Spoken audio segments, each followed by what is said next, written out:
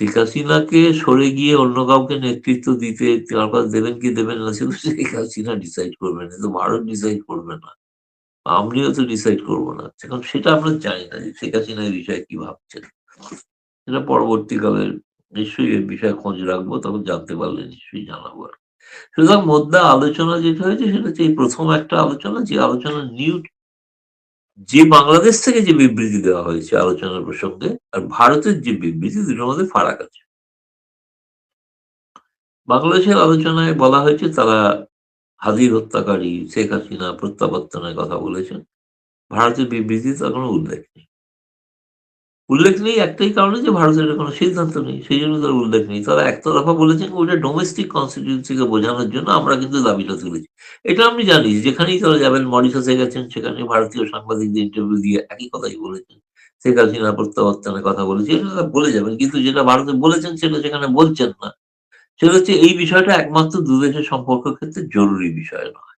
এটা এটা থাকবে, কিন্তু এটা ছাড়াও আমরা দ্বিপাক্ষিক সম্পর্ক এগিয়ে নিতে চাই। ভারতের পক্ষ থেকে বলা হয়েছে প্রায় ৭০-৭২টার মতো বাইল্যাটারাল মেকানিজম আছে।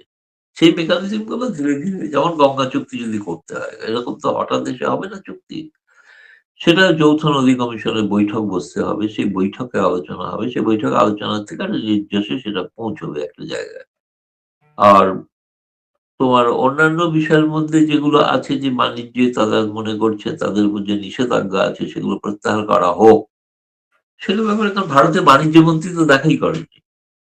বাণিজ্য ঘোষণা হয়েছিল, কিন্তু বাণিজ্য মন্ত্রীর সঙ্গে তার বিকেল ৩টেয় বাণিজ্য ভবনে বৈঠক, সেটা হয়নি কিন্তু বৈঠকটা। কারণ বাণিজ্যের ক্ষেত্রে এখনই কোনো সুযোগ সুবিধা দেওয়ার ক্ষেত্রে ভারত হয়তো ভাবছে না, একটু দেখতে চাইছে, আর একটু অপেক্ষা করতে চাইছে, একটু বুঝে নিতে চাইছে, কিন্তু একেবারে উপেক্ষা করা হচ্ছে না। এটা ঠিকই, সম্পর্কটা রাখার ক্ষেত্রে কেউ যদি দাবি মনে করেন যে এটা অনেক কিছু বাংলাদেশের গণমাধ্যমেই দেখছি এটাকে একটা বিশাল ইতিবাচক দিক হিসেবে দেখা হচ্ছে।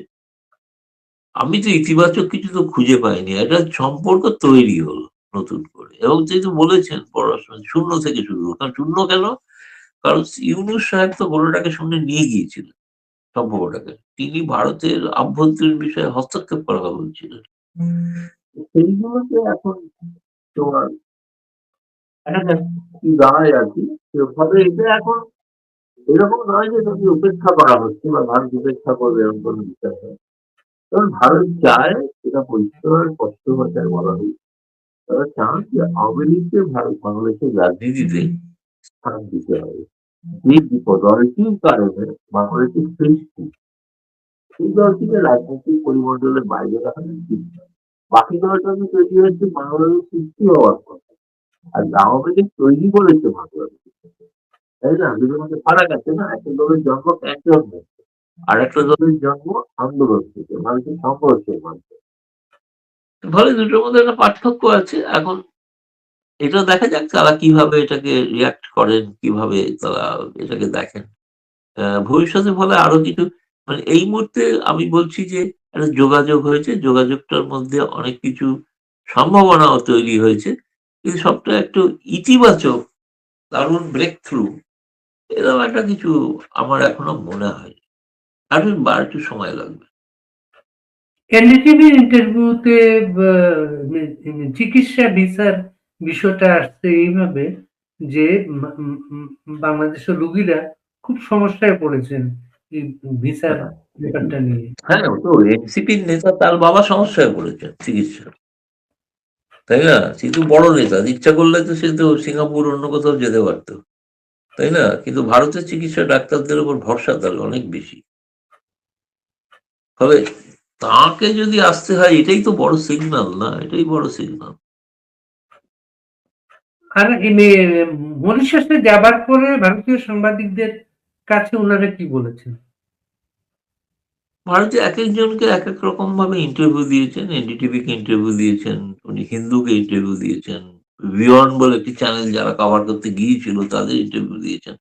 সেখানে এটাই তারা বলেছেন যে দুই দেশের সম্পর্কের মধ্যে বিশেষ করে তারা যেটা আমার মনে হয়েছে সবচেয়ে বেশি প্রাধান্য যেটা পাওয়ার কথা, সেটা হচ্ছে যে বর্তমান যে তেলের সংকট এই যুদ্ধের কারণে, এটা চান যে ভারত এবং বাংলাদেশ যৌথভাবে সমাধান করুক। সমাধান তাদের নিজেদেরটা। কি সেটা? কারণ বাংলাদেশের চট্টগ্রামে তো একটা তেল শোধনাগার আছে। এখন রাশিয়া থেকে যদি তেল আসে, কাল যদি বাংলাদেশকে দেওয়া হয়, সেই চট্টগ্রাম শোধনাগারে তেল শোধন করার কোনো ক্ষমতা নেই, বৈজ্ঞানিক ক্ষমতা। তেল তারা চান যে ভারতে এসে, ভারতে তারা সেই তেলটাকে শোধনাগার করে ভারত থেকে যদি সেটা পাঠানো হয় বাংলাদেশ। এরকম একটা বিষয়, এই ধরনের কিছু কথাবার্তা হয়ে থাকে। না, এটা এখনো আমি বলতে পারবো না। এটা আরেকটু খোঁজ নিতে হবে। এই তেলের এটা অভাবে তাদের কিন্তু প্রস্তাব। এখন তো ইরানের যুদ্ধের যে অবস্থা, যা তাতে তো ভারতের জাহাজও আসছে না। ফলে এখন জানি না কি পরিস্থিতি দাঁড়াবে। আজকে যদিও একটু আগে তুমি হয়তো জেনেছো কিনা জানি না, একটু আগে মার্কিন প্রেসিডেন্ট ডোনাল্ড ট্রাম্প এবং নরেন্দ্র মোদীর মধ্যে কথা হয়েছে।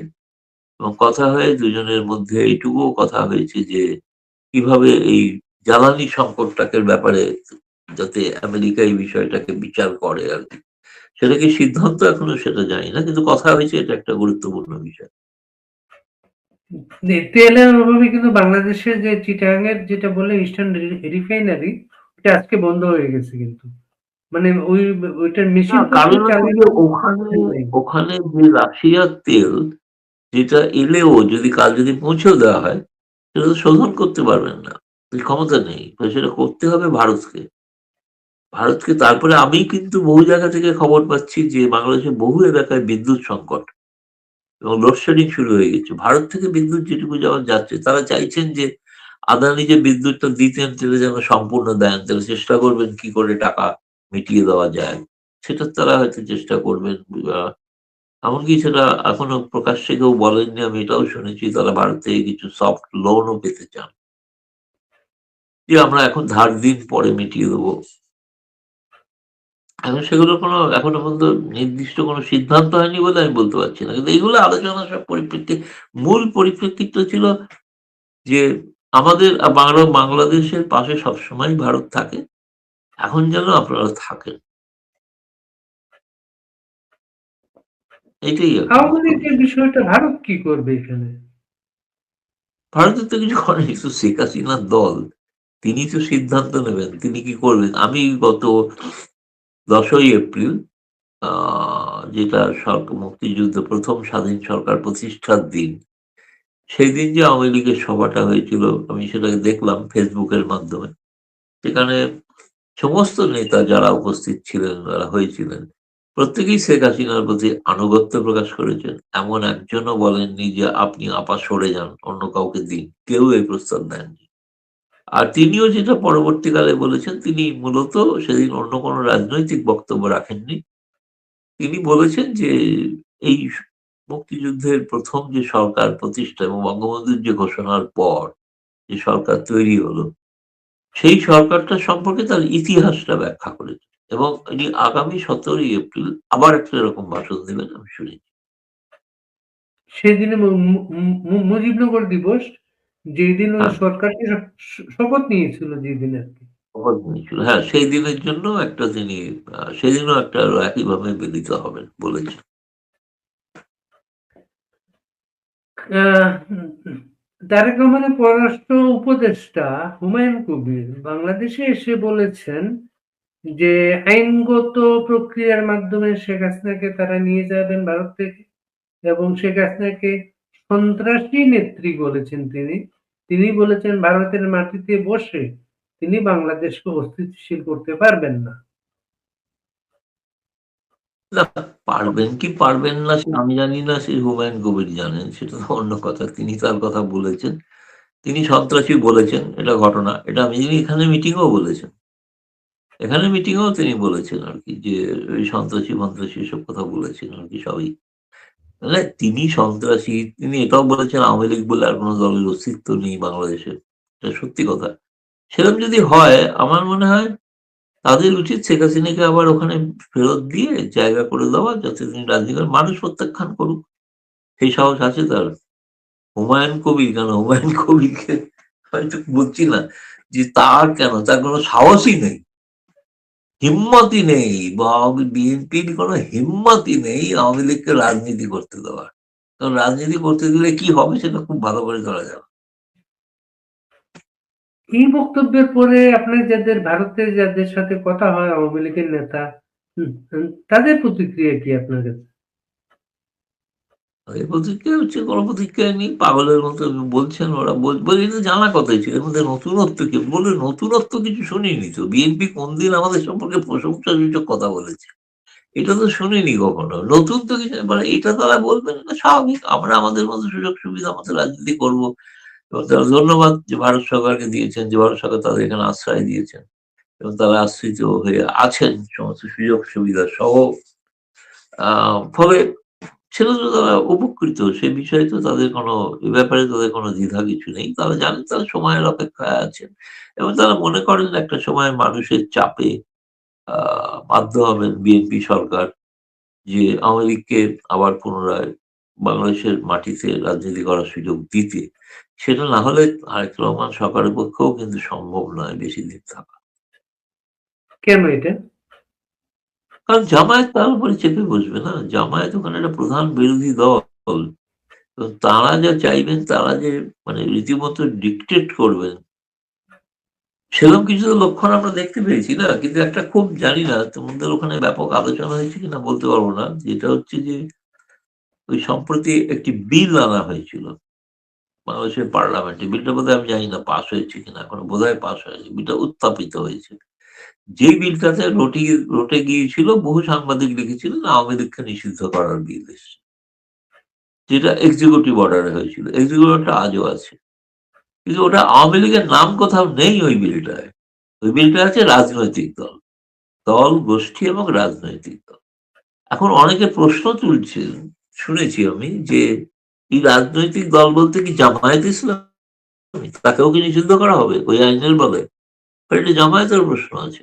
এমনকি ভবিষ্যতে যদি আরেকটা কোনো সরকার হয়, সেই সরকার ওই আইন বলে বিএনপিকে কি নিষিদ্ধ করে দিতে পারে? ওই আইনটা তো যদি পাস হয়ে যায়, তাই না? ফলে এই বিষয়টা কেবলমাত্র আওয়ামী লীগের সমস্যা নয়, সমস্যাটা বিএনপির, সমস্যাটা জামায়াত। ফলে ওই বিলটির ভবিষ্যৎ কি আমি এখন জানি না, বলতে পারব না। সেটা বাংলাদেশের সাংবাদিকরা আলোকিত করলে বুঝতে পারবো। আমি বিলটাতে জেনেছি যে ওখানে আওয়ামী লীগ বলে কোনো দলের নাম লেখা। বাংলাদেশে একটা প্রচার আছে যে জামাত ইসলামীর এই যে চাপ বা জামাত ইসলামী যেগুলো করছে তার মূল চাহিদা আসলে সে কিন্তু সরকারের অংশীদারিত্ব চায়, মন্ত্রিসভায় একটা স্থান চায়। ঠিকই, ঠিকই। জামাত এর আগেও বিএনপি মন্ত্রিসভায় ছিল। জামাত যদি আবার এই সরকারের মন্ত্রিসভায় যায় তাহলে ভারতের সাথে সম্পর্কে কোনো প্রভাব পড়তে পারে? আমাদের একজন সাবেক হাই কমিশনার বিনা সিকরিকে বলতে শুনলাম যে তারেক রহমানের উপর এখন একটা চাপ। সেই চাপটা হচ্ছে রাষ্ট্রপতি শাহাবুদ্দিনের মেয়াদ শেষ হওয়ার পর ইউনূস আবার রাষ্ট্রপতি হবেন এবং জামায়াত ওই সরকারে উপপ্রধানমন্ত্রী হবে এবং এরকম একটা জাতীয় সরকার গঠনের একটা চাপ আছে তারেক রহমানের উপর।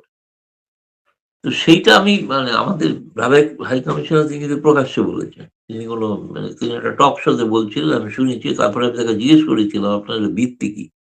বলল, "ভিত্তির কিছু নেই, এটাই চায় জামায়াত।" এইটাকে এখন তারেক রহমান কিভাবে ঠেকাবেন সেটাই দেখার বিষয় আমাদের। আর এটা ঠেকাতে পারে একমাত্র তারেক রহমান যদি আওয়ামী লীগকে ময়দানে নামার সুযোগ দেয়।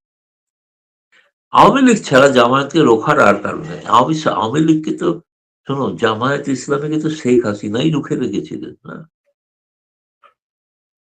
শেখ হাসিনার সময় তাদের তো গর্তে ঢুকিয়ে রেখেছিলেন না? সেটা তো বিএনপি পারছে না, তাই না? ঘটনা হচ্ছে যে আওয়ামী লীগই একমাত্র ওষুধ জামায়াতের। এটা জানে, এটা বিএনপি জানে। আর তারেক রহমানকে তুমি কি একটু লক্ষ্য করলে একটু দেখা যাচ্ছে না যে একটু নীরব, অনেক বেশি কথা বলছেন অন্য নেতারা। তারেক রহমান খুব বেশি বলছেন না। এমনকি রাষ্ট্রপতি ভাষণের বিতর্কে ধন্যবাদ সূচক প্রস্তাবেও তিনি ভাষণ দেননি। দিচ্ছেন সালাউদ্দিন। ফলে কিরকম আমার একটু মানে আমি জানি না, খটকা লাগছে আরকি বিষয়গুলো যে তারেক রহমান এই যে বলেছিলেন কোন এই যে দলকে নিষিদ্ধ পার্লামেন্টে যখন করা তার তিনি মা বিশ্বাস করেন প্রথম না। আসেন, হ্যাঁ? পার্লামেন্টে যখন হ্যাঁ? প্রথম আসেন তার মা খালেদা জিয়া যখন প্রথম প্রাইম মিনিস্টার হন, সংসদীয় দলের নেতা হন, তখন তিনিও কিন্তু কথা বলতেন না বা খুব কম কথা বলতেন।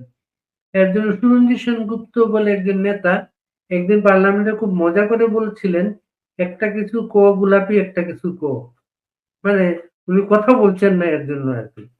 তো তারেক রহমানকেও কিন্তু সেইভাবে অনেকে দেখছেন। আবার কেউ বলছেন উনি কথা কম বলছেন বলে ভুল কম করছেন। হ্যাঁ, আমি তারেক রহমান আমার যেটা বলছি তিনি তার নিজের কথা নিজে খেলাপ করেছেন। সেটা হচ্ছে তিনি বলেছিলেন রয়টার্সকে দিয়ে তিনি রাজনৈতিক দলকে নিষিদ্ধ করায় বিশ্বাস করেন না। তারই সরকার এমন একটা বিল আনছে, মানে তিনি কি অসহায়? তিনি কি অন্য কোনো নেতাদের দ্বারা গৃহবন্দী? তিনি কি অন্য আমি জানি না গৃহবন্দী কিনা বলতে পারবো না। কিন্তু তাকে তো দেখা যাচ্ছে ঘুরছেন, তিনি ব্যবসায়ীদের সঙ্গে বৈঠক করছেন, সবই করছেন। কিন্তু মূল নীতিগত যে প্রশ্নগুলো, সেই প্রশ্নগুলোতে তিনি নীরব মানে তার নীরব সম্মতি আছে তাতে। এবং সম্মতি না থাকলে তো তার পক্ষে প্রধানমন্ত্রী থাকাও সম্ভব নয়। সেটা ঘটনা। এর ফলে তিনি এগুলো যা বলেছেন সেগুলো দেখা যাচ্ছে সেগুলো তিনি নিজেই তার মানছেন না। ফলে আগামী দিন সেজন্য আমার মনে হয় যে খুবই মানে একটা বিশেষ করে আগামী ২-১ মাসের মধ্যে আর্থিক সংকট এমন তীব্র আকারে পৌঁছবে, যেখানে ভারত পাশে না থাকলে অবস্থা মানে ত্রাহি অবস্থা হবে। দেখুন সাধারণ মানুষ, গরিব মানুষ না তারা এসব জানে না যে যুদ্ধের কারণে হচ্ছে না, এসব তত্ত্ব কথা বুঝিয়ে কোনো লাভ নেই তো। হচ্ছে না তারা পাচ্ছেন না, তারা খেতে পাচ্ছেন না এটাই বড় কথা। সেটা কি জন্য হচ্ছে না তাদের বক্তব্য সরকার তারপরে সরকারের সবাইকে তারা দেখতে পান না তো কিরকম ভালো জীবনযাপন করছেন। সেটা চোখের সামনে দেখতে পারেন। যেরকম একসময় সত্যি আওয়ামী লীগের নেতাদের সম্পর্কেও দেখেছি তখন। সেটা তো সাধারণ মানুষের কাছে তো বড় বিষয় হচ্ছে তার দৈনন্দিন রুজি রোজগার। সমস্ত ব্যবসা বন্ধ হয়ে আছে বেশিরভাগ। সমস্ত জায়গায় এক্সপোর্ট বন্ধ হয়ে আছে। আগের থেকে বাইরে থেকে টাকাও কম আসছে। এখন এই অবস্থায় আর্থিক পরিস্থিতি যাতে মানুষকে যে প্রতিশ্রুতি দিয়েছেন তারা তো চাইবে যে জিনিসপত্রের দাম কম হোক। তারা চাইবে চাকরিগত সুযোগ সুবিধা হোক ইত্যাদি। ফলে সেই কারণে আমার সব মিলিয়ে মনে হয় পরিস্থিতিটা বাংলাদেশের খুব এখনো স্থিতিশীল নয়, ঘোরালো। আপনি বেশ কয়েক মাস আগে আমাদের অনুষ্ঠানে একটা কথা বলেছিলেন যে শেখ হাসিনা বাংলাদেশে চলে যেতে চান। একসময় ভারতীয় কর্মকর্তাদেরও বলেছেন আপনারা ব্যবস্থা করেন আমি আমি চলে যাব। কিন্তু ভারতীয় কর্মকর্তারা তার নিরাপত্তার কারণে সম্মতি দেননি। এখনো কি তার বাংলাদেশে আসার মতো কোনো পরিস্থিতি আছে মনে হয় আপনাদের?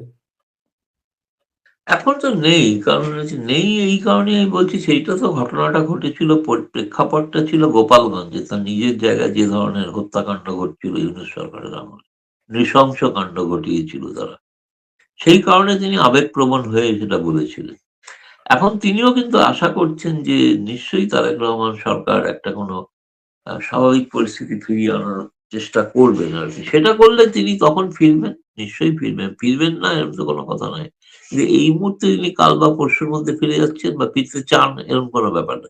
তার তো প্রাণহানির সংশয় আছে। আগে তারেক রহমান প্রতিশ্রুতি দিক যে তিনি ফিরলে তাকে ফাঁসি দেওয়া হবে না। তখন তিনি বিবেচনা করে দেখবেন। সেরকম তো কোনো প্রস্তাব আসেনি এখন। তারা তো বলছেন শেখ হাসিনাই গ্রহণযোগ্য নয়। তাই না? শেখ হাসিনা ছাড়া অন্য কাউকে তারা মেনে নেবে। তো তো কাকে মেনে নেবেন তা তো জানি না।